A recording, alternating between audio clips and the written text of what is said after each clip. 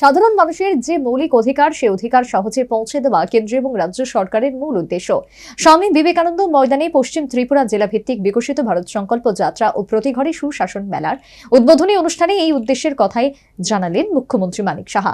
পাশাপাশি প্রধানমন্ত্রী নরেন্দ্র মোদী গ্যারান্টি দিচ্ছেন, এমনকি প্রধানমন্ত্রী মোদী নিজেই গ্যারান্টি বলেই উদ্বোধনী অনুষ্ঠানে নিজ ভাষণে জানিয়েছেন মুখ্যমন্ত্রী। বুধবার থেকে স্বামী বিবেকানন্দ ময়দানে শুরু হয়েছে দুদিন ব্যাপী পশ্চিম ত্রিপুরা জেলা ভিত্তিক বিকশিত ভারত সংকল্প যাত্রা এবং প্রতি ঘরে সুশাসন 2.0 মেলা। এদিন মুখ্যমন্ত্রী মানিক সাহা ফিতা কেটে এই মেলার বিভিন্ন সরকারি স্টলের আনুষ্ঠানিক উদ্বোধন করেন।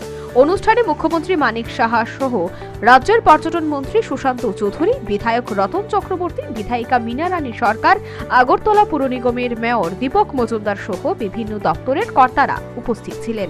সাধারণত মানুষের যে মৌলিক অধিকার সে অধিকার সহজে পৌঁছে দেওয়ায় কেন্দ্র এবং রাজ্য সরকারের মূল উদ্দেশ্য বলে উদ্বোধনী অনুষ্ঠানে নিজ ভাষণে জানালেন মুখ্যমন্ত্রী মানিক সাহা।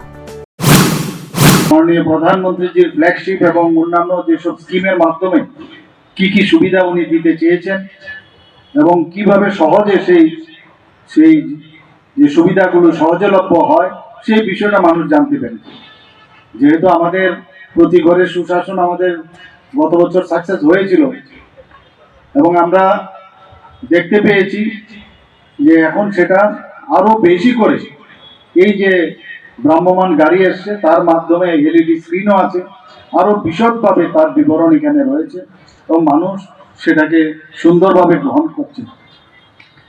মুদ্রা কথা হচ্ছে এই সরকার, সেটা মাননীয় প্রধানমন্ত্রীজির নেতৃত্বে আজকে ভারতবর্ষের সরকার, আমাদের ত্রিপুরা সরকার সবাই মিলে আমাদের যে মেইন উদ্দেশ্য যে মানুষের কাছে তার যে মৌলিক অধিকার এবং সেই অধিকারগুলো পৌঁছানোর আমাদের দায়িত্ব। কেন্দ্র এবং রাজ্য সরকারের বিভিন্ন প্রকল্পের সুযোগ সুবিধা যেন রাজ্যের সাধারণ মানুষের কাছে পৌঁছে যায়, এমন উদ্দেশ্য বিকশিত ভারত সংকল্প যাত্রা এবং প্রতি ঘরে সুশাসন প্রকল্পের আয়োজন বলে পর্যটন মন্ত্রী সুশান্ত চৌধুরী নিজ ভাষণে জানিয়েছেন। আমাদের রাজ্যে প্রায় 16টা গাড়ি এসছে, সারা রাজ্যে বিভিন্ন জায়গায় ভ্রমণ করেছে, মানুষকে বিভিন্ন সুযোগ সুবিধা প্রদান করেছে এবং সারা রাজ্যে প্রায় 9 লক্ষের কাছে মানুষ আবার বিভিন্ন সুযোগ সুবিধা সেখানে গ্রহণ করেছে।